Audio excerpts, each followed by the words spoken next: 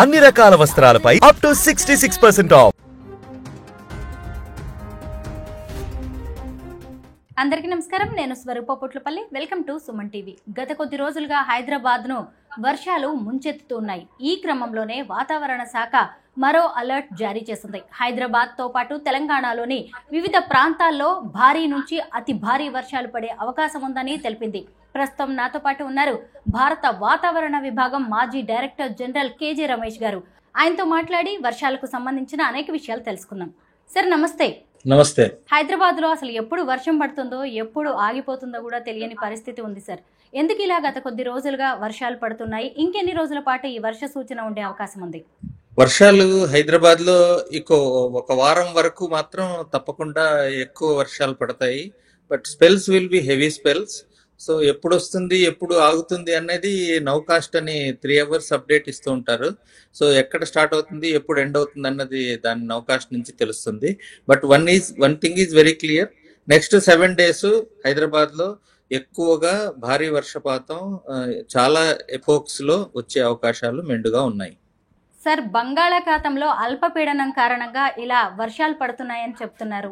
దీని మీద మీరేమంటారు? అవును, అల్పపీడనం మాన్సూన్ లో రెయిన్ బేరింగ్ సిస్టమ్సే అల్పపీడనాలు ఎక్కువ వర్షాలు వస్తాయి.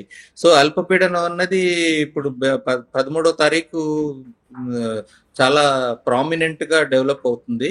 But already that effect before Genesis itself we are started seeing all over south coastal Andhra Pradesh, తర్వాత Kerala and south Karnataka and ఇప్పుడు తెలంగాణ నార్త్ కోస్టల్ ఆంధ్రప్రదేశ్ లో కూడా మనం వచ్చే రోజుల్లో 17th 18th వరకు భారీ వర్షం వచ్చే ఎపోక్స్ చాలా ఉంటాయి.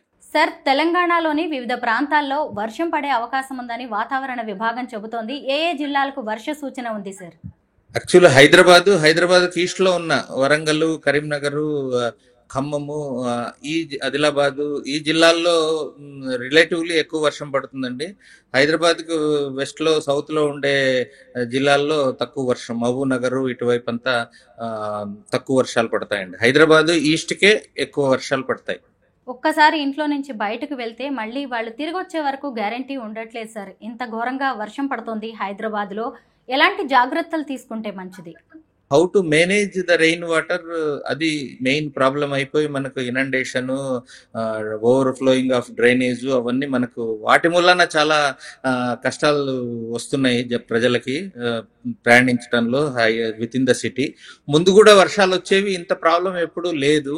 సో ఈ రోజుల్లో ఎక్కువ అవుతుంది. హైదరాబాదే కాదు, బెంగళూరు తీసుకోండి, పూనా తీసుకోండి, అహ్మదాబాద్ తీసుకోండి, అన్ని సిటీలు అన్ని టౌన్లోనూ కొంచెం 5 centimeter రెయిన్ వచ్చిందంటే ఫుల్ వాటర్ అంతా వాటర్ లాగింగ్ రోడ్ల మీదే ఉంటుంది.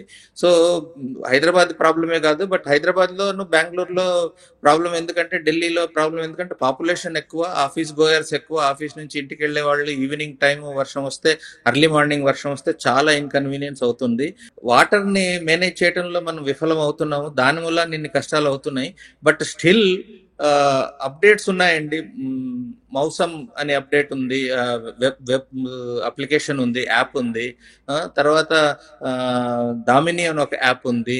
ఇట్లా 2-3 యాప్స్ ఉన్నాయి. ఆ యాప్స్ ని డౌన్లోడ్ చేసుకుని చూసుకుంటే మీరు వెళ్లే దారిలో WebGIS లింక్ అయి ఉంది. మీరు వెళ్లే దారిలో హెవీ రెయిన్ ఉందా లేదా, అది మీకు ఆఫీస్ నుంచి బయలుదేరే ముందో, ఇంటి నుంచి ఆఫీసు బయలుదేరే ముందో, ఎక్కడైనా పనికి బయలుదేరే ముందో ఒకసారి చూసుకుంటే, మీరు వెళ్లే దారిలో వర్షం వస్తుంటే మీరు ఆల్టర్నేటివ్ రూట్ తీసుకుని వెళ్ళటమో, లేకపోతే అది వర్షం ఫేజ్ పోయి వర్షం ఆగిపోయిన తర్వాత మీరు బయలుదేరటం, ఇటువంటి ప్లానింగ్ చేసుకోవాల్సిన అవసరం చాలా ఉందండి. ప్రైవేట్ వ్యక్తులు కూడా వెదర్ అప్డేట్స్ ఇస్తున్నారు, చాలా పాపులర్ అవుతున్నారు కూడా. ఎంతవరకు వాళ్ళని నమ్మవచ్చు?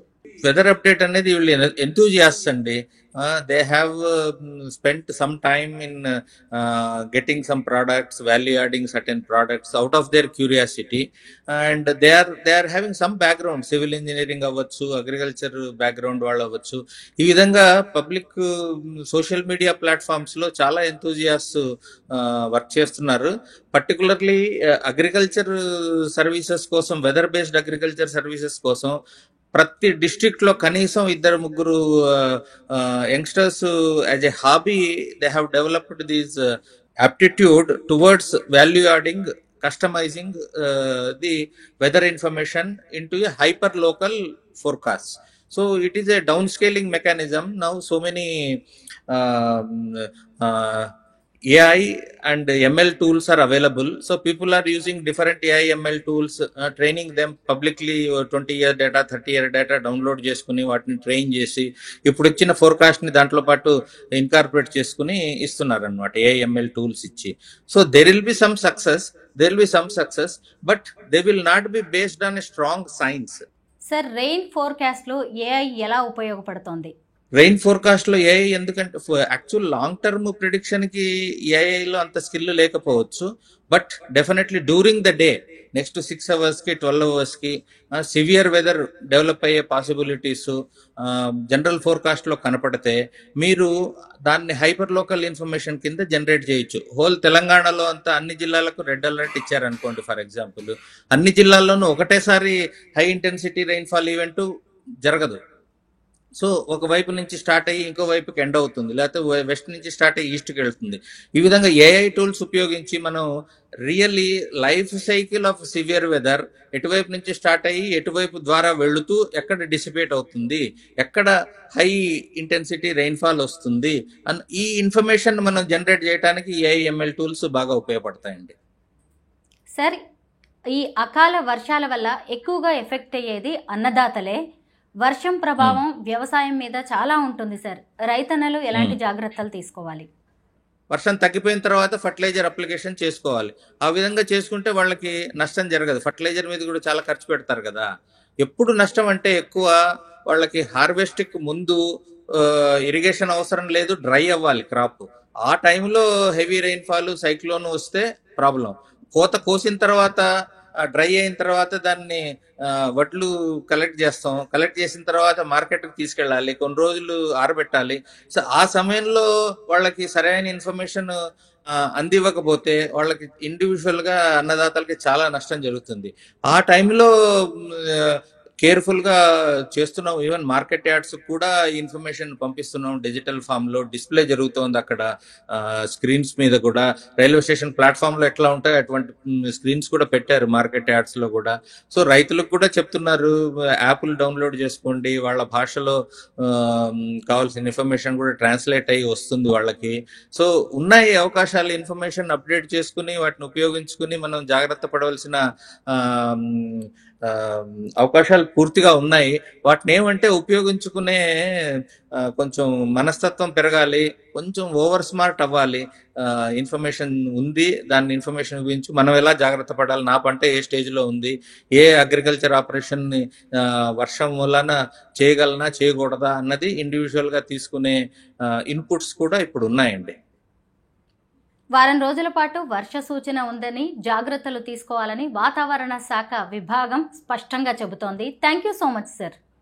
Thank you.